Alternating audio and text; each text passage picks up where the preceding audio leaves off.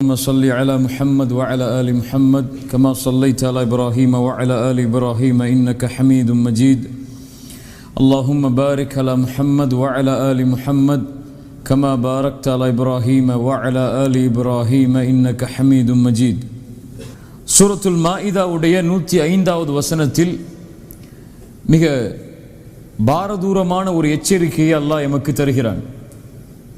அல்லாஹ் ரப்புல் ஆலமீன் கூறுகிறான், யா அய்யுஹல்லதீன ஆமனு, ஈமான் கொண்டவர்களே, அலைக்கும் அன்ஃபுஸக்கும், அலைக்கும் அன்ஃபுஸக்கும், உங்களை நீங்களே பாதுகாத்துக் கொள்ளுங்கள். முதலில் நீங்கள் உங்களை பாதுகாத்துக் கொள்ளுங்கள். அலைக்கும் அன்ஃபுஸக்கும் லா யதுர்ருக்கும் மன் தல்ல இதா ததைத்தும், நீங்கள் நேர்வழியை அடைந்தால் வழி தவறியவர்களுடைய எந்த தீங்கும் உங்களை எதுவும் செய்துவிட முடியாது. அல்லாஹ் ரப்புல் ஆலமீன் கூற வருவதென்ன?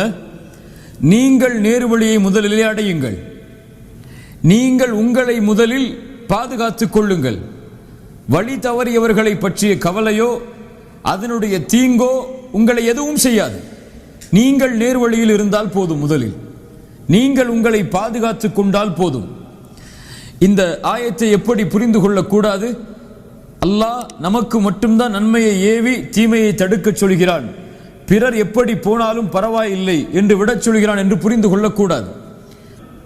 தீமையை தடுக்க வேண்டும், நன்மையை ஏவ வேண்டும், நன்மையான பாதையின் பக்கம் மக்களை அழைக்க வேண்டும். ஆனால் அதற்கு முன்னால் ஒரு முஃமின் செய்ய வேண்டியது என்ன? அவன் தன்னை முதலிலே பாதுகாத்துக் கொள்ள வேண்டும்.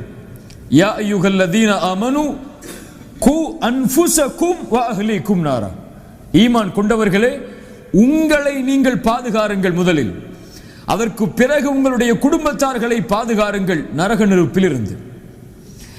மனைவிக்கு மட்டும் அறிவுரை சொல்வதல்ல எம்முடைய கடமை, எம்முடைய பிள்ளைகளுக்கு மட்டும் அறிவுரை சொல்வதல்ல எம்முடைய கடமை, எம்மை பார்க்க வரக்கூடிய மக்களுக்கு மட்டும் அறிவுரை செய்வதல்ல எம்முடைய கடமை, எம்முடைய நஃப்ஸுக்கு நமக்கு நாம் அறிவுரை செய்வது அல்லாஹ் எம் மீது கடமையாக்கிய ஒரு கடமை. அதைத்தான் குர்ஆனுடைய இந்த வசனம் சொல்லுகிறது. எல்லோரும் மாற வேண்டும் என்று எண்ணக்கூடிய நாம் முதலில் நம்மை மறந்துவிட்டோம், நாம் இன்னும் முழுமையாக மாறவில்லை என்பதை. உண்மையா இல்லையா? அல்லாஹ் ரப்புல் ஆலமீன் அதைத்தான் கேட்கிறான், அத்தஅமுரூன அன்னாஸ பில் பிர் வ தன்ஸௌன அன்ஃபுஸக்கும் வ அன்தும் தத்லூனல் கிதாப். இது எனக்கு பொருந்தக்கூடிய வசனம், உங்களுக்கு பொருந்தக்கூடிய வசனம். மக்களுக்கு நீங்கள் நன்மையை ஏவுகிறீர்கள், வ தன்ஸௌன அன்ஃபுஸக்கும், ஆனால் உங்களை நீங்கள் மறந்து விடுகிறீர்களே. வ அன்தும் தத்லூனல் கிதாப், நீங்கள் குர்ஆனை ஓதுகிறீர்கள். அஃபலா தகிலூன், நீங்கள் அறிவு பெற மாட்டீர்களா என்று அல்லாஹ் ரப்புல் ஆலமீன் அவனுடைய புத்தகம் அல் குர்ஆனிலே கேட்கிறான். இதை பயந்தார்கள் எமக்கு முன்னால் வாழ்ந்த அறிஞர்கள் எல்லோரும். ஒரு விஷயத்தை சொல்லுவதற்கு முன்னால் அந்த விஷயத்தோடு என்னுடைய வாழ்வு எப்படி இருக்கிறது என்பதை சோதித்து பார்த்தார்கள். ஆனால் இன்று அறிவுரை வழங்குவதற்கு நாம் எல்லோரும் தயார். ஒருவருக்கு அறிவுரை வழங்குவதற்காக அழைக்கப்பட்டால் முன்னே சென்று அறிவுரை வழங்குவதற்கு, பயான் நிகழ்த்துவதற்கு எல்லோருக்கும் ஆசை இருக்கிறது. ஆனால் நம்மை நாம் மறந்து விடுகிறோம். இப்ராஹிம் தைமி ரஹிமஹுல்லாஹ் அவர்கள் சொன்னார்கள், அல்லாஹ் ரப்புல் ஆலமீன் அதைத்தான் அவனுடைய புத்தகம் அல் குர்ஆனிலே மேலும் கேட்கிறான், யா அய்யுஹல்லதீன ஆமனு லிம தகூலூன மா லா தஃஅலூன், நீங்கள் செய்யாத விஷயங்களை ஏன் மக்களுக்கு நீங்கள் சொல்கிறீர்கள்? கபுர மக்தன் இந்தல்லாஹ், அல்லாஹ்விடத்திலே மிக பாரமானது எது? ஒரு மனிதன் தான் செய்யாத விஷயத்தை மக்களுக்கு அறிவுரையாக போதிப்பது. அல்லாஹ் அந்த குற்றத்திலிருந்து எம்மை பாதுகாப்பானாக. இன்று நம்முடைய வாழ்க்கை இதை பற்றிய சிந்தனை இல்லாமல் பிறரை பற்றிய சிந்தனையிலேயே நாம் வாழ்ந்து கொண்டிருக்கிறோம். பிறருடைய குறைகளை ஆராய்வதிலேயே நம்முடைய நேரங்களை கழித்துக் கொண்டிருக்கிறோம். இமாம் இப்னு கையிம் ரஹிமஹுல்லாஹ் அவர்கள் சொல்லுவார்கள், அல்லாஹ் ஒரு மனிதனுக்கு இரக்கம் காட்டட்டும். அவர் யார் என்றால், தன் குறையில் மூழ்குவதை விட்டு, பிறருடைய குறையில் மூழ்குவதை விட்டு தன்னுடைய குறையிலேயே மூழ்கி கொண்டிருப்பார். அல்லாஹ் ஒருவருக்கு அவனுடைய கோபத்தை, அவனுடைய சாபத்தை இறக்குவான். யார் அவன்? பிறருடைய குறைகளில் மூழ்கி கொண்டிருப்பான், தன்னை மறந்து விடுவான். முதல் நிலையை எடுப்பவன் மகிழ்ச்சியாக இந்த பூமியில் வாழ்வான், இரண்டாவது நிலையை எடுப்பவன் இந்த உலகத்திலேயே இழிவடைவான். ரசூலுல்லாஹ் ஸல்லல்லாஹு அலைஹி வஸல்லம் அதைத்தான் சொன்னார்கள். யார் ஒருவன் பிறருடைய குறையை தேடுகிறானோ அல்லாஹ் என்ன செய்வான்? அவனுடைய குறையை தேட ஆரம்பிப்பான். ஆயிஷா ரலியல்லாஹு அன்ஹா சொன்னார்கள், சாபிக்கும் பில் கைராத், நன்மையில் முந்தியவர்கள் யார் என்றால் அல்லாஹ்வுடைய தூதரை ஈமான் கொண்டு அல்லாஹ்வுடைய தூதரோடு வாழ்ந்து அவர்களுடைய நாவிலாலே சொர்க்கத்தின் நற்செய்தி கொடுக்கப்பட்டவர்கள். அவர்களை பின்தொடர்ந்தவர்கள் யார்? முக்தஸித், நடுநிலையாளர்கள். தங்களுடைய நப்சுக்கே அநீதம் இழைத்தவர்கள் யார் என்றால் வந்த தோழரை பார்த்து சொன்னார்கள், என்னையும் உன்னையும் போன்றவர்கள். ஆயிஷா ரலியல்லாஹு அன்ஹா தன்னுடைய ஈமானை எப்படி பார்த்தார்கள்? தன்னுடைய ஈமான் அல்லாஹ்விற்கு அநீதம் இழைக்கக்கூடிய தரத்தில் இருக்கிறது என்று பார்த்தார்கள். அஸ்மா பின்த் அபி பக்கர், அலி பின் அபி தாலிப், சஅத் பின் அபி வக்காஸ், சுப்ஹானல்லாஹ், சொர்க்கத்திற்கு நற்செய்தி சொல்லப்பட்ட நபித்தோழர்கள் இவர்கள் எல்லாம். இவர்களிடமிருந்து ஹதீஸை கேட்கக்கூடிய அபு முலைகா ரஹிமஹுல்லாஹ் எப்படி என்ன சொன்னார்கள்? இந்த 30 நபித்தோழர்களும் தங்களை எப்படித்தான் எண்ணினார்கள்? தான் ஒரு முனாஃபிக்காக இருப்பேனோ என்று எண்ணினார்கள். ஹசன் ரஹிமஹுல்லாஹ் அவர்கள் அதன் காரணமாகத்தான் சொன்னார்கள், மா யகாஃபு நிஃபாக இல்லல் முஃமின், ஒரு முஃமின் தான் நிஃபாக்கை பயப்படுவான். ஒரு முஃமின் தான் நான் நயவஞ்சகனா என்று பயப்படுவான். ஒரு முனாஃபிக் நிஃபாக்கை பயப்படவே மாட்டான். எம்முடைய சொல், எம்முடைய செயல் எல்லா நிலையிலும் வேறுபடுகிறது. யாரும் அதில் சுத்தமானவர்கள் அல்ல. நம்முடைய மனைவிக்கு ஒரு அறிவுரை சொல்லுவோம், பிள்ளைகளுக்கு அறிவுரையை சொல்லுவோம், நம்மிடத்திலே அறிவுரையை கேட்டு வருபவர்களுக்கு நாம் ஒரு அறிவுரையை சொல்லுவோம். ஆனால் நமக்கு தெரியும் அந்த அறிவுரையில் நான் எந்த அளவு இருக்கிறேன் என்று.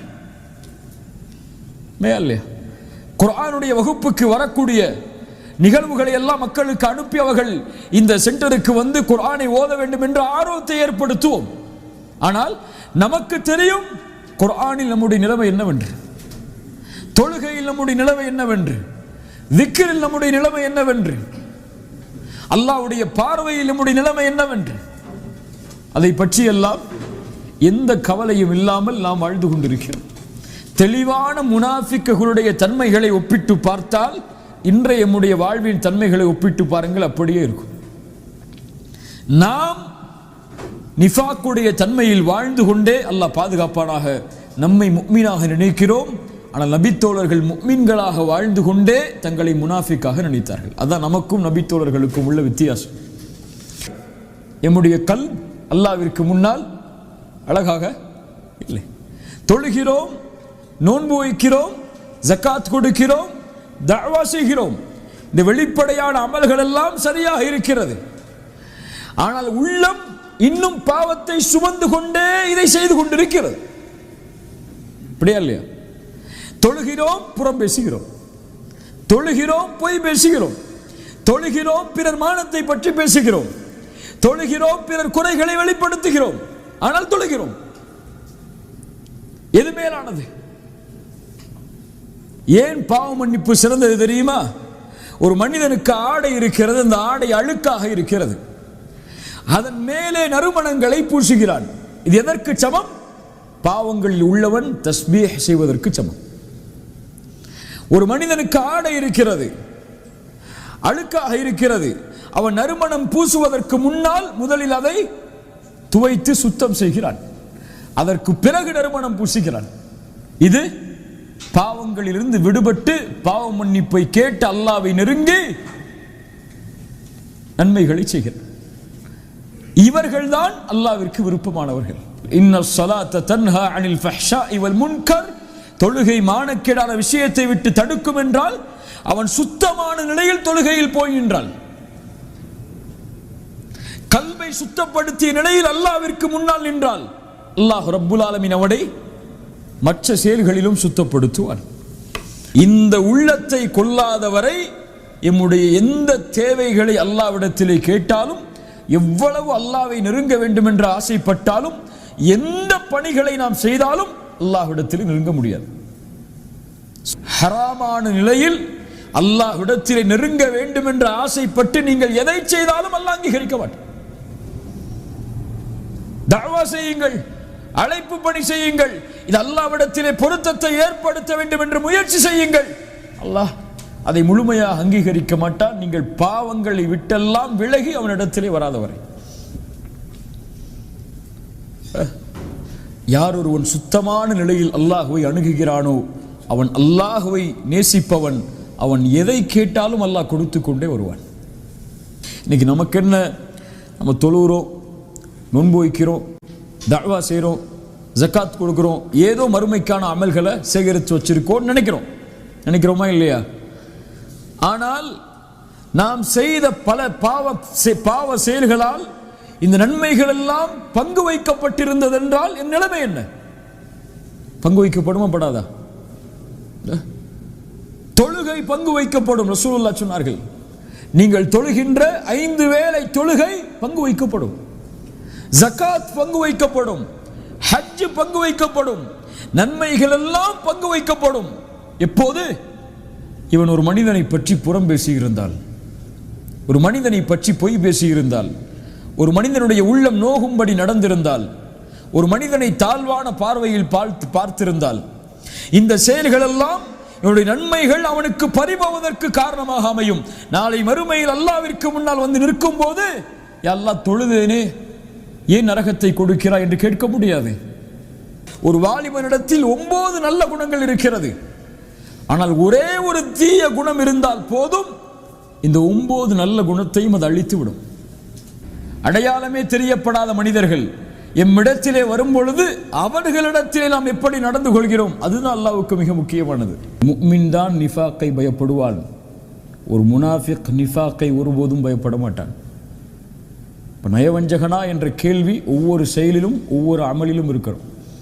எம்முடைய நஃப்ஸுக்கு எச்சரிக்கை செய்வது நாம் பிறருக்கு எச்சரிக்கை செய்வதை விட முதன்மையானது. அறிவுரைகளை பிறருக்கு நாம் கூறுவதை விட நம்முடைய நஃப்ஸுக்கு கூறுவது மிக முதன்மையானது. பிறர் நேர்வழியை அடைந்தாலும் அடையவில்லை என்றாலும் நாளை அல்லாஹ் அதை குறித்து எம்மிடத்தில் கேட்கப் போவது கிடையாது. ஆனால் என் நஃப்ஸ் நேர்வழி அடையவில்லை என்றால் அல்லாஹ் என்னிடத்தில் தான் கேட்பான், நான் தான் அவனுக்கு பதில் சொல்ல வேண்டும். ஹஸன் அல் பஸ்ரி ரஹிமஹுல்லாஹ் அதனால் தான் சொன்னார்கள், ஒரு மனிதன் எப்போதும் நலவிலேயே இருப்பான் தன்னுடைய நஃப்ஸை எச்சரித்துக் கொண்டிருந்தால், தன்னுடைய நஃப்ஸுக்கு எச்சரிக்கைகளை கொடுத்து கொண்டே இருந்தால் அவன் எப்போதும்